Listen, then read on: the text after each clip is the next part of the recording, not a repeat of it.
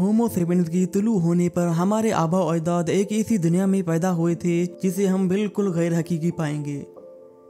ये इतना ज्यादा नहीं है कि आबो हवा और सतह समंदर, यहाँ पौधे और जानवर मुख्तलिफ थे, हालांकि वो यकीनन मुख्तलिफ थे। ये हकीकत ये है कि एक ही वक्त में दूसरे किस्म के इंसान भी जिंदा थे। होमो सेपियंस की ज़्यादातर वजूद के लिए दर हकीकत मुतअद्दिद इंसानी उन्वां ज़मीन पर चलते थे, अफ्रीका में जहाँ से हमारी नस्लों का आगाज़ हुआ। बड़े दिमाग वाले होमो हाइडेलबर्जिएंस और छोटे दिमाग वाले होमो नालिडी भी घूमते थे। एशिया में होमो इरेक्टस था, एक पुरस्कार गिरोह जिसे डेनोसवान का नाम दिया गया, और बाद में होमो फ्लोरेंसिस एक होबिट जैसी मखलूक था। ज़ख़ीरा अंदोज़ भारी भरकम नींदरथल्स अपने हिस्से के लिए यूरोप और मगरबी एशिया पर हुकूमत करते थे, और शायद इससे भी ज़्यादा शक्लें थी जैसा कि अभी तक दरियाफ्तें नहीं हुई हैं। तकरीबन 40,000 साल पहले तक मौजूदा शवाहिद की बुनियाद पर होमो सेपियंस ने अपने आप को बिल्कुल अकेला पाया, जो कभी बाइपेडल प्राइमेट के एक नाकाबिल यकीन हद तक मतनू खानदान का वाहिद बाकी रह गया था, जो एक साथ होमिनियन के नाम से जाना जाता था। इस मजमून में इत्तलाहात इंसान और होमिनियन दोनों होमो सेपियंस और उसके मादूम होने वाले रिश्तेदारों का हवाला देते हैं। आखिरकार हमारी किस्म आखिरी इंसानी हैसियत कैसी बनी? चंद साल पहले तक साइंसदानों ने एक सादा वजाहत की हिमायत की। होमो सेपियंस निस्बतन हाल ही में कम व बेश अपनी मौजूदा शक्ल में अफ्रीका के किसी एक खिते में पैदा हुआ और वहां से पुरानी दुनिया की बाकी हिस्सों में फैल गया, नींदरथल्स और दीगर कदीम इंसानी उन्वां की जगह लेकर, जिसका सामना रास्ते में हुआ। उसके बावजूद जियोशम और आसारी कदीमा की दरियाफ्तों के साथ साथ डीएनए की तस्दीकों से बढ़ती हुई शवाहिद, माहिरीन इस मंजरनामे पर तेजी से दोबारा गौर कर रहे हैं।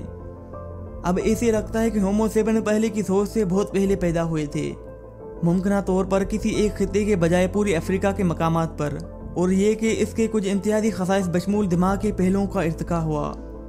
मजीद ये बात काफ़ी हद तक वादे हो गई कि होमो सेपियंस दर हकीकत दूसरे इंसानी नस्लों के साथ घुल मिल गए थे, जिनका सामना करना पड़ा, और उनके साथ अफजाइश नस्ल हमारी कामयाबी का एक अहम अंसर हो सकता है। ये नताज एक साथ मिलकर हमारी इब्तिदा की इससे कहीं ज़्यादा पेचीदा तस्वीर पेश करते हैं जिसका पहले से मुहक्किकीन ने तस्वर किया था।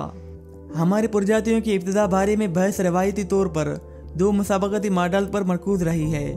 एक तरफ हालिया अफ्रीकी माखज़ का मकरूजा था जिसे माहिरीन हयातियात क्रिस्टोफर स्ट्रेंगर और दीगर ने चैंपियन किया, जिसका इस्तदलाल ये है कि होमो सेपियंस मशरकी या जनूबी अफ्रीका में पिछले 2 लाख सालों में पैदा हुए।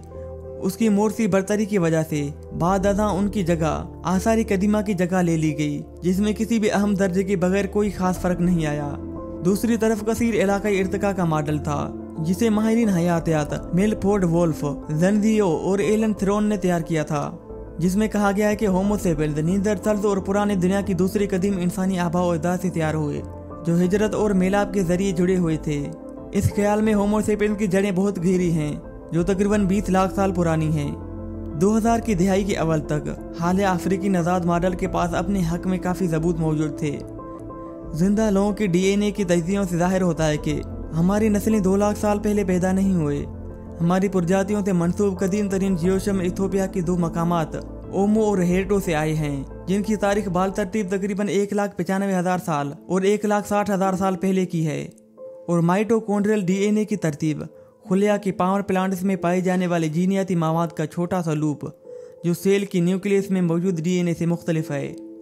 नींदरथल फोसल से बरामद होने वाली आज के लोगों की माइटोकॉन्ड्रियल डीएनए से अलग थी, बिल्कुल उसी तरह जैसे कोई तवक्का करेगा कि अगर होमो सेपियंस के बगैर होमो सेपियंस की जगह लेता, ताहम शवाहिद इस साफ सुथरी कहानी के मुताबिक नहीं है।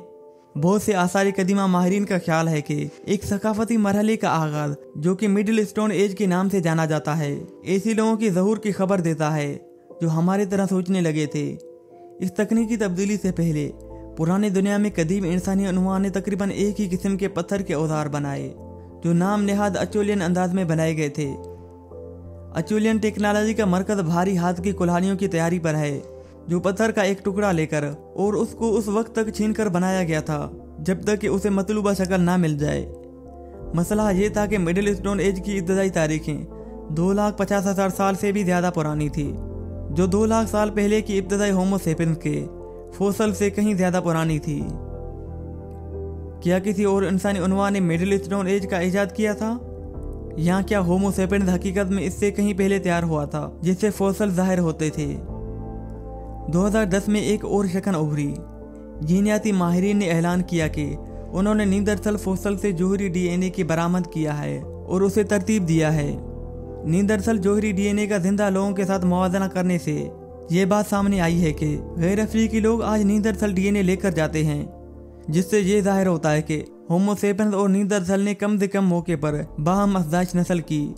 इसके बाद कदीम जीनोम मुतालियात ने इस बात की तस्दीक की कि नींदरथल ने जदीद जीन पूल में हिस्सा डाला, जैसे कि दूसरी कदीम इंसानों ने किया था।